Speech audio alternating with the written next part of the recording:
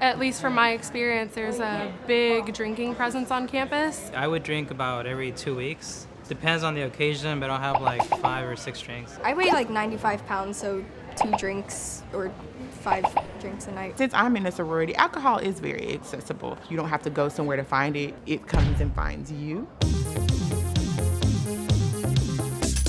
I would say like one of my friends is binge drinking and she's basically drinking away her sorrows. When someone has a lot of drinks in a short period of time. You're unconscious of the amount of alcohol that you're taking back, and then you're at a point where you're either unconscious or you're blacked out. I've attempted to go to a couple parties, but kind of had to duck out because I felt really uncomfortable. The atmosphere that you're in is the pressure as well as your peers. You're basically the odd one out if you're not drinking. So I think it's really easy for people to be persuaded to drink and not know that they're being persuaded to drink.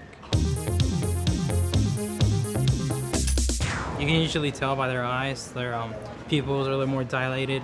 If they have a beer in their hand, it's probably not the first one that they've had. They can't really walk straight.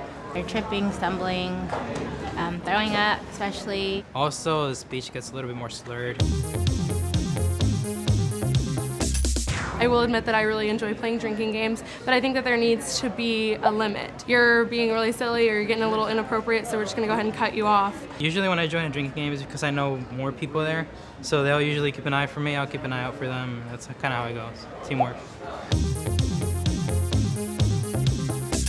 I think it's always important to be with someone who is not under the influence. Then they can kind of be the watchdog for you, and make sure that you're not doing anything you shouldn't be and that people aren't trying to do things that they shouldn't be to you. Part of the learning process, I think, is knowing how far you can go.